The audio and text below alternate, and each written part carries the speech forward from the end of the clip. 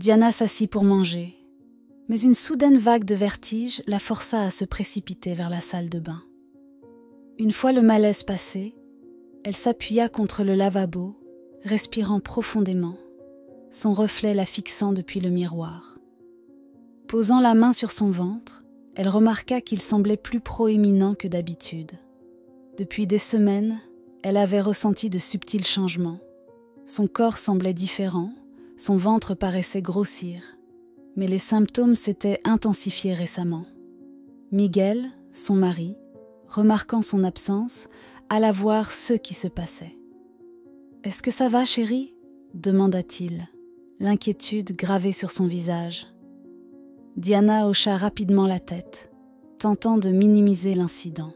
« Ce n'est rien, juste un petit malaise », dit-elle avec un faible sourire. Mais l'inquiétude de Miguel ne disparut pas. « Tu es comme ça depuis plusieurs jours », insista-t-il doucement. « Je pense qu'il est temps de consulter un médecin. » Diana secoua fermement la tête. « Je n'en ai pas besoin, mon amour. Je vais bien. » Elle avait grandi dans une ferme, entourée des traditions et des remèdes de la vie rurale. Des tisanes aux concoctions à base de plantes, elle faisait davantage confiance aux méthodes naturelles transmises par sa famille qu'à la médecine moderne. Même sa propre naissance avait été supervisée par une sage-femme plutôt que par un médecin. Miguel soupira. Il respectait le lien de Diana avec ses racines, mais il estimait que certaines situations nécessitaient des soins médicaux professionnels. « Tu n'es jamais dans cet état », insista Miguel. « Et ton ventre ? Il est plus gros que d'habitude, s'il te plaît. Allons simplement vérifier. » L'expression de Diana s'adoucit et ses yeux brillaient de certitude. « Tu n'as pas à t'inquiéter, dit-elle. Je sais exactement ce qui se passe. Je pense que je suis enceinte. » Miguel se figea, son esprit essayant d'assimiler la nouvelle inattendue. Un sourire s'élargit sur son visage et il la serra dans une étreinte joyeuse. « Tu en es sûr ?» demanda-t-il, à peine capable de contenir son excitation. « C'est incroyable. » Diana acquiesça. « J'en suis sûre. Les symptômes ne trompent pas. J'en ai même parlé à quelques amis et tout pointe dans cette direction. » La joie de Miguel déborda tandis qu'il embrassait tendrement son ventre. « Tu n'imagines pas à quel point j'ai rêvé de cela, » dit-il, sa voix débordant d'émotion. « Mais pour être sûr, pourquoi ne pas aller à l'hôpital pour faire un test ? Cela ne prendra qu'un instant. » À contre-cœur, Diana accepta. « D'accord, nous irons. Mais après cela, plus d'hôpitaux. Notre bébé naîtra à la maison, tout comme moi, avec la même sage-femme qui m'a mise au monde. » Miguel hésita, pas entièrement à l'aise avec cette idée, mais il savait qu'il serait presque impossible de convaincre Diana du contraire. « D'accord, » dit-il finalement. « Mais promets-moi une chose. Si jamais il y a le moindre risque pour toi ou le bébé, nous irons à l'hôpital. » Le lendemain, le couple se rendit à l'hôpital. Un simple test confirma ce que Diana savait déjà. Elle était enceinte de 3 mois. Miguel était fou de joie. Le médecin suggéra une échographie pour obtenir davantage d'informations, mais Diana refusa poliment. « Je voulais juste une confirmation, c'est tout, » dit-elle. « À partir de maintenant, je m'occuperai de tout à la maison. » Le médecin, visiblement surpris, n'insista pas davantage.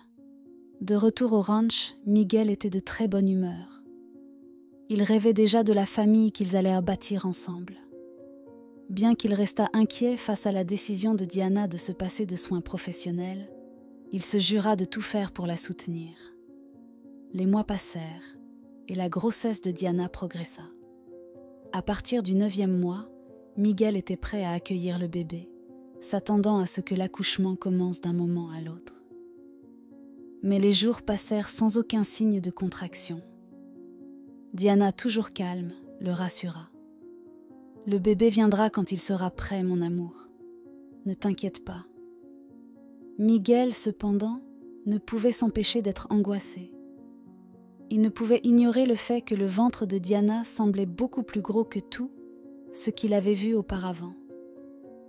Lorsqu'il suggéra une visite à l'hôpital, Diana balaya l'idée d'un revers de main. « Tout va bien », dit-elle avec assurance. « Je sens le bébé bouger, fais-moi confiance. » Sous l'insistance de Miguel, Diana finit par accepter de laisser Carmen, la sage-femme, venir l'examiner.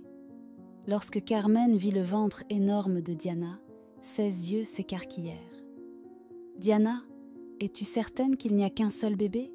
On dirait que tu pourrais en porter 2, voire 3. » La possibilité de jumeaux ou de triplés ne leur avait jamais traversé l'esprit.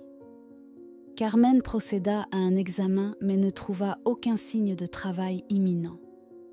Quoi qu'il en soit, il n'y a aucune indication que ce bébé ou ces bébés arrivent NT bientôt, conclut-elle. L'inquiétude de Miguel grandit à mesure que les jours se transformaient en semaines et que le ventre de Diana continuait de grossir.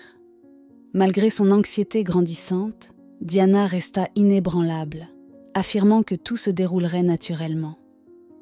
Au 11e mois, Miguel était à bout.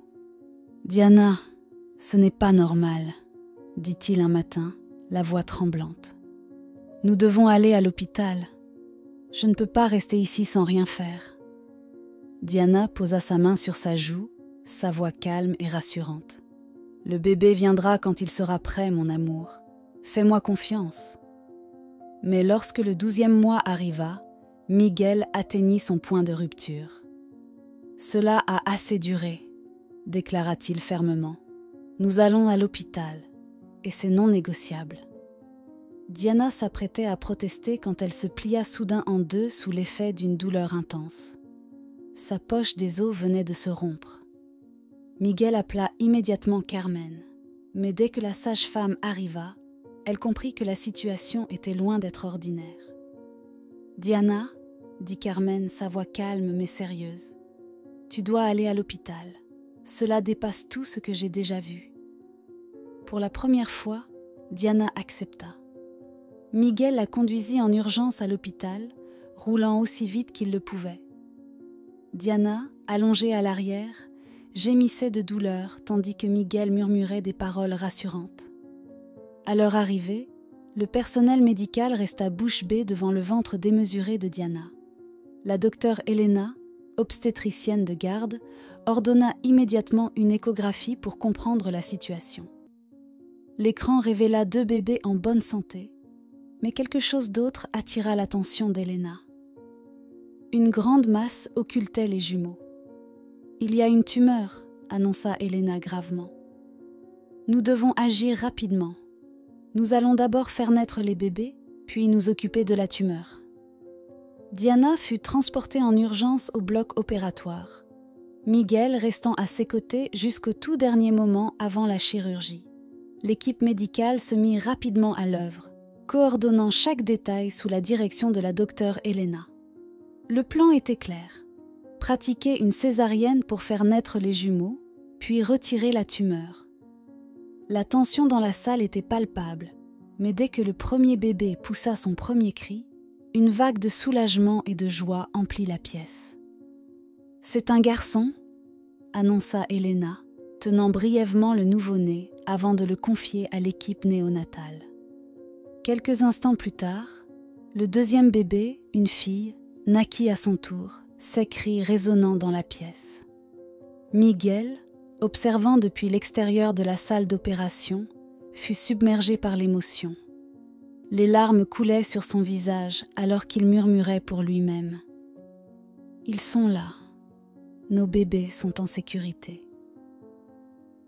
Diana, toujours sous anesthésie, n'était pas pleinement consciente du moment, mais Miguel s'empressa de lui annoncer dès qu'il le put. « Ils sont magnifiques, mon amour, » dit-il en déposant un baiser sur son front alors qu'elle reposait inconsciente. Mais le travail n'était pas terminé. La docteure Elena se tourna vers la tumeur. Son équipe travailla avec précision, retirant soigneusement cette masse imposante. Les heures passèrent, et Miguel, rongé par l'inquiétude, faisait les 100 pas dans la salle d'attente, son esprit envahi par des pensées mêlant peur et espoir. Enfin, Elena sortit, visiblement épuisée mais calme. Miguel se précipita vers elle, le cœur battant à tout rompre. « Comment va-t-elle » demanda-t-il, à peine capable de formuler sa question. « L'opération a été un succès », répondit Elena avec un sourire rassurant. « Nous avons retiré la tumeur dans son intégralité et Diana est stable. C'est une femme incroyablement forte. » Miguel sentit une vague de soulagement l'envahir, mais une question le hantait encore. Était-ce malin ? Elena secoua la tête. Compte tenu de sa taille et de l'absence de symptômes préalables, je ne pense pas que ce soit cancéreux. Nous effectuerons d'autres tests pour en être certains, mais tout indique qu'il s'agit d'une tumeur bénigne. Les jambes de Miguel fléchirent presque sous le poids de l'émotion. « Merci, docteur, » dit-il, la voix tremblante. Le lendemain, Diana se réveilla, ses premiers mots à peine audibles. « Les bébés, comment vont-ils » Miguel prit sa main, son visage rayonnant de bonheur. « Ils sont parfaits, mon amour. En bonne santé et magnifiques, tout comme toi. » Les larmes emplirent les yeux de Diana alors qu'elle serrait la main de son mari. « Je suis désolée, » murmura-t-elle doucement.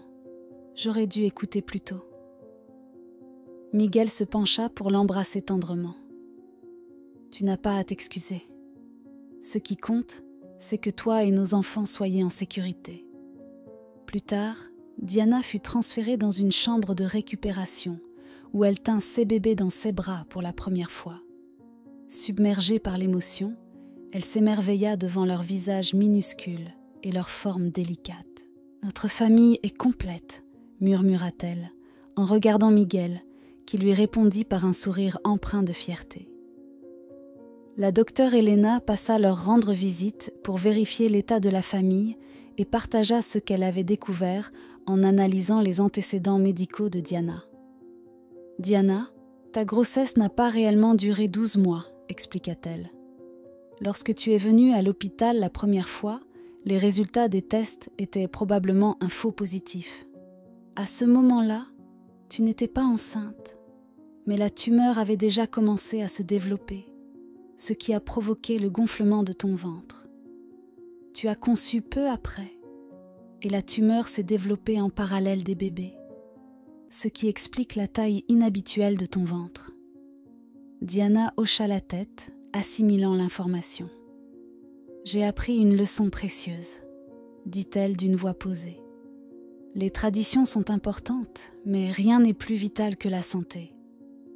Dorénavant, je promets de privilégier les soins médicaux lorsque ce sera nécessaire pour moi et pour mes enfants. » Miguel passa un bras autour d'elle, ses yeux remplis d'amour.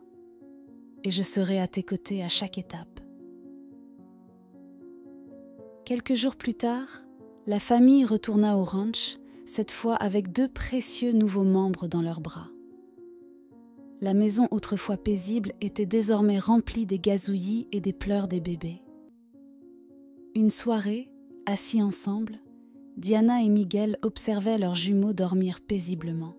« Ils courront partout avant qu'on ne s'en rende compte, » dit Diana en riant, imaginant les journées bien remplies à venir.